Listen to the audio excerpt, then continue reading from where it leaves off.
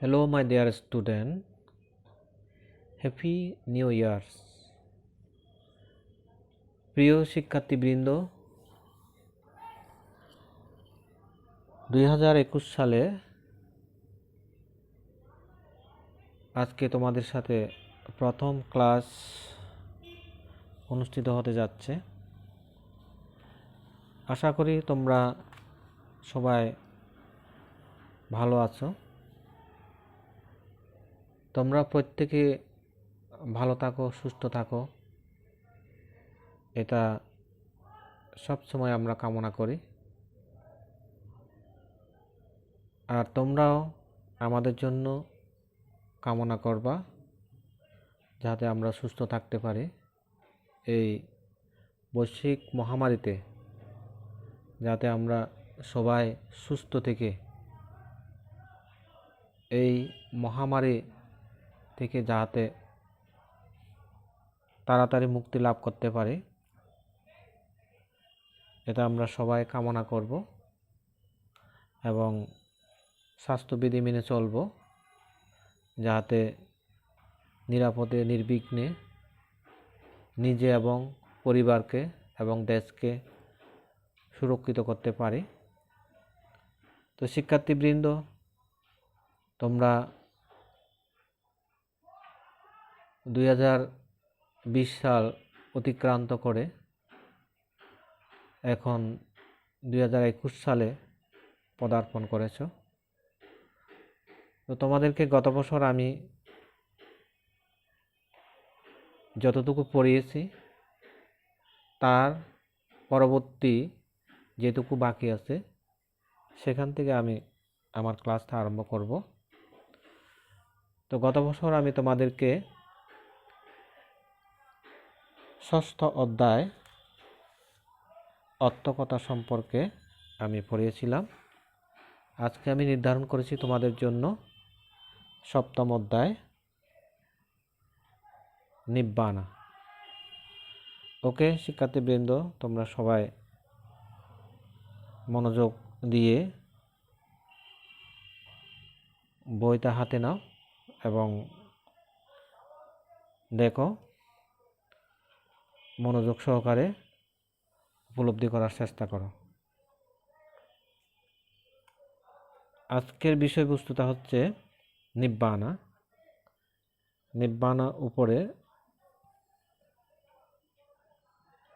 Conception of নিব্বানা, এই দুইটা বিষয় নিয়ে আমি তোমাদেরকে আজকে আলোচনা করব।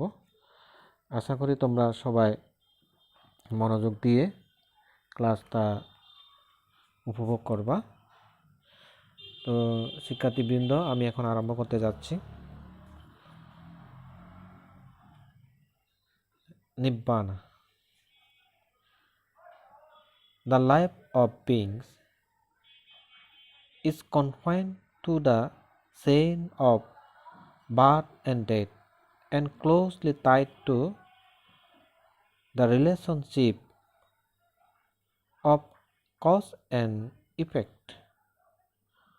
Where there is a relation of birth and death or cause and effect, shows effect over there again and again. Nibbana is free from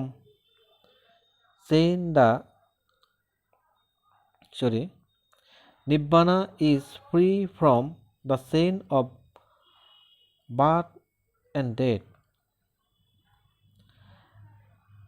and a flawless state of the cause and effect, and a pleasing state liberated from pain.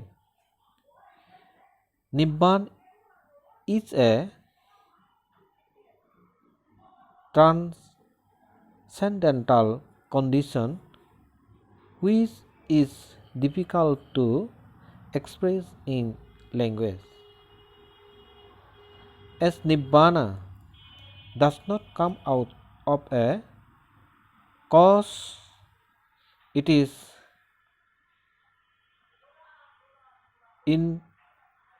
destructible. After attainment of Nibbana, nobody has to take birth anymore. As a result, he does not have to suffer from pain. So the supreme aim of the Buddhist is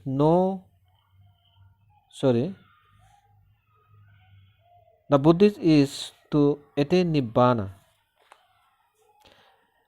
Nibbana is the best theory invented by Lord Buddha. This theory of Buddha created a massive commotion in the society of the scholar and the philosophers.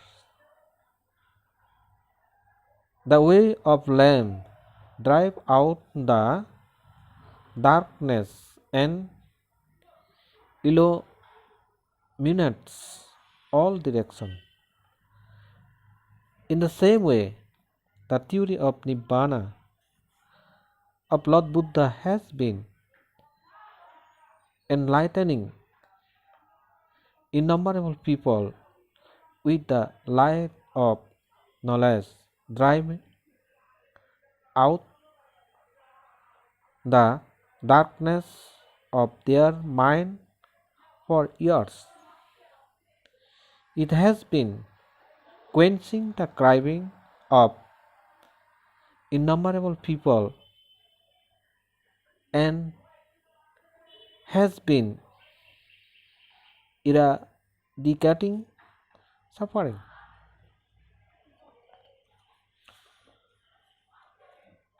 অর্থাৎ এখানে যেটা বলা হয়েছে সেটা হচ্ছে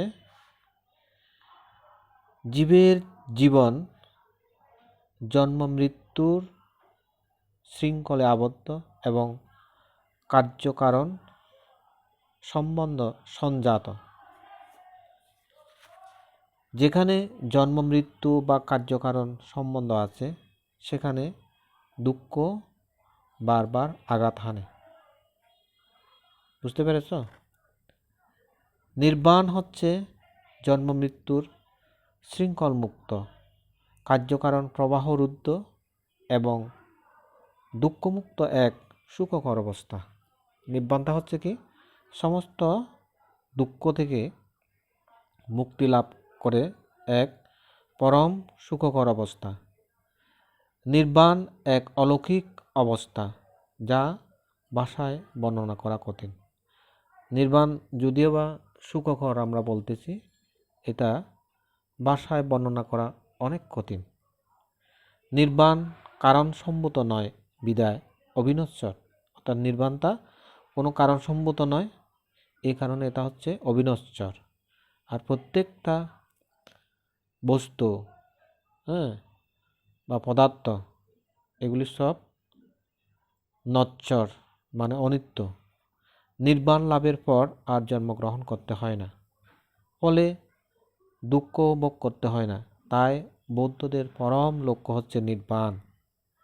নির্বাণ তথাগত বুদ্ধ আবিষ্কৃত অন্যতম শ্রেষ্ঠ তত্ত্ব। পণ্ডিত ও দার্শনিক সমাজে বুদ্ধের এই তথ্য ব্যাপক আলোড়ন সৃষ্টি করে। প্রদীপ যেমন অন্ধকার বিদূরিত করে, সর্বাধিক আলোকিত করে, তেমনি তথাগত বুদ্ধের নির্বাণ তত্ত্ব যুগ যুগ ধরে অসংখ্য মানুষের মনের কালিমা দূর করে জ্ঞান আলোকে উদ্ভাসিত করে আসছে। অসংখ্য মানুষের তৃষ্ণা নির্বাপিত করে দুঃখ নিবৃত্তি করে আসছে। So it may be said that the importance of Nibbana is unlimited. এই কারণে বলা যায় নির্বাণ অতীব গুরুত্বপূর্ণ একটি বিষয়। ওকে। এখন আছি আমরা conception of nibbana. The word nibbana means to extinguish. The word nibbana consists of the word bana with the prefix ni. The prefix ni is used to denote one, negation, decay, in, etc. The dictionary meaning of the word bana is the arrow of a bow. In Buddhist scripture, the word bana is used to mean craving. So, nibbana means decay or extinction of craving. The cause of the origin of harmful inclination in our mind, such as anger, jealousy, adulation, greed, etc., is craving or desire. It is craving for which human beings suffer from pain, taking bath again and again. The person who obtains nibbana becomes free from craving. The fire of his longing, antipathy, and adulation that originated from craving that extinguished the flow of his birth and death is stopped. As a result, he becomes free from all type of suffering. So, the religion embracing which craving is destroyed. The fire of anger, antipathy, and adulation is extinguished. The flow of birth and death, or the cause and effect, are stopped, and all kind of suffering or cessed is called nibbana. In short, the cessation of all kind of suffering is called nibbana. So it is called nibbanang paramang sukhang, which means Nibban is the highest place. তো প্রিয় শিক্ষার্থীবৃন্দ, এখানে যেটা বোঝানো হয়েছে সেটা হচ্ছে কি, নির্বাণ শব্দের অর্থ নির্বাপিত হওয়া, অর্থাৎ নিভে যাওয়া। ওকে, তো এক্সটিংগুইশ মানে নির্বাপিত হওয়া। নি উপসর্গের সঙ্গে বান শব্দটি যুক্ত হয়ে নির্বাণ শব্দটি উৎপন্ন হয়েছে। ঠিক আছে, নি উপসর্গটি অভাব, নাই, ক্ষয়, শেষ ইত্যাদি অর্থে ব্যবহৃত হয়। বান শব্দটির আবিধানিক অর্থ ধনুকের তীর। বৌদ্ধ শাস্ত্রে তৃষ্ণা বোঝাতে বান শব্দটি ব্যবহার করা হয়। অতএব নির্বাণ বলতে তৃষ্ণার ক্ষয় বোঝায়। আমাদের মনে রাগ, ঈর্ষা, মোহ, লোভ ইত্যাদি ক্ষতিকর প্রবৃত্তির উৎপত্তির কারণ হচ্ছে তৃষ্ণা বা কামনা। ঠিক আছে, তৃষ্ণার কারণেই মানুষ বারবার জন্মগ্রহণ করে দুঃখ ভোগ করে। যিনি নির্বাণ সাক্ষাৎ করেন তিনি তৃষ্ণামুক্ত হন। তার তৃষ্ণাজাত রাগ, দেশ মহাগ্নি নির্বাপিত হয়। যারা নির্বাণ সাক্ষাৎ করেন বা তৃষ্ণামুক্ত হন তাদের যে তৃষ্ণাজাত রাগ দেশ মহাগ্নি নির্বাপিত হয় বলে এখানে উল্লেখ করা হয়েছে। তার জন্ম মৃত্যুর প্রবাহ নিরুদ্ধ হয়, হচ্ছে জন্ম হবে না আর মৃত্যু হবে না, এই দুটা বিষয় নিরুদ্ধ হয়ে যায়। ফলে তিনি সর্বপ্রকার দুঃখ হতে মুক্ত হন। অতএব যে ধর্ম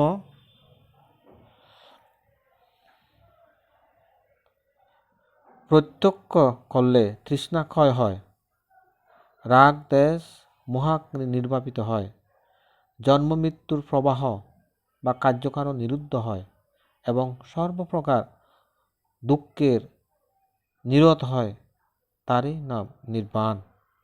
সংক্ষেপে যাবতীয় দুঃখের নিরোধ বা নিবৃত্তি হওয়াকে নির্বাণ বলে। কেমন? তাই বলা হয় নিব্বাণাং পরমং সুখাং, অর্থাৎ নির্বাণ পরম সুখ।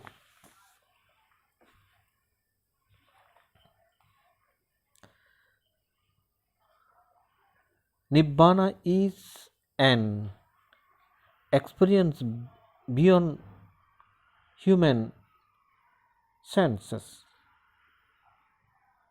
It is not possible to understand the highest bliss, the achievement of Nibbana, with a common feeling or language. If a person has never taken sweet meat in his life,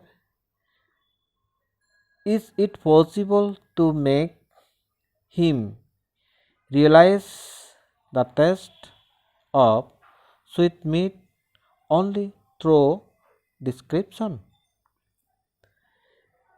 In the same way, the real state of Nibbana is difficult for the commoners to understand. It is possible for an individual to climb the Himalayas on his own epoch, but it is impossible to bring the Himalayas to show it to others. In the same way, it is possible to meet the highest achievement, Nibbana, flowing through meditation, the way directed by Buddha, but it is not possible to make the commoner understand it. It is mentioned in the scripture that the true nature of Nibbana cannot be known if one does not attain at last Satapatti Phala. অর্থাৎ বলা হচ্ছে কি নির্বাণ এক লোকোত্তর অভিজ্ঞতা। নির্বাণ হচ্ছে কি এক লোকোত্তর অভিজ্ঞতা। সাধারণ উপলব্ধি বা ভাষা দিয়ে নির্বাণের প্রাপ্তি পরম সুখ বুঝাতে পারা সম্ভব নয়। ঠিক আছে, ধরা যাক কোনো ব্যক্তি জীবনে কখনো মিষ্টি খায়নি, তাকে মিষ্টি স্বাদ কি শুধু বর্ণনা দিয়ে কি বোঝানো সম্ভব? কখনো সম্ভব না। অনুরূপভাবে নির্বাণ এর প্রকৃত অবস্থা সাধারণের পক্ষে বোঝা অনেক অনেক কঠিন। কেমন? যেমন কোনো ব্যক্তির পক্ষে নিজ চেষ্টায় হিমালয় পর্বতে আরোহণ করা সম্ভব, কিন্তু হিমালয় পর্বত নিয়ে এসে অন্যদের দেখানো অসম্ভব। তাহলে হিমালয়কে নিয়ে এসে অন্যজনকে দেখানো এটা কখনো সম্ভব না। যদি কেউ চেষ্টা করে হিমালয় পর্বত সে আরোহণ করতে পারবে, ওইখান থেকে নিয়েছে কাউকে দেখানো, এটা কখনো সম্ভব না। ঠিক তদ্রূপ নির্বাণের অবস্থাও একই রকম। নির্বাণ সাক্ষাৎ করার জন্য যিনি প্রচেষ্টা করেন সে অবশ্যই নির্বাণ সাক্ষাৎ করতে পারবেন, আর যিনি প্রচেষ্টা করবেন না, চেষ্টা করবেন না, তাকে নির্বাণ সম্পর্কে বোঝানো বা এই ধারণা দেওয়া কখনো সম্ভব নয়। একইভাবে সাধনার দ্বারা বুদ্ধ নির্দেশিত মার্গ অনুসরণ করে পরম প্রাপ্তি নির্বাণ সাক্ষাৎ সম্ভব, কিন্তু এর অনির্বচনীয় স্বাদ সাধারণকে বোঝানো সম্ভব নয়। এটা সাধারণ মানুষকে বোঝানো কখনো সম্ভব নয়।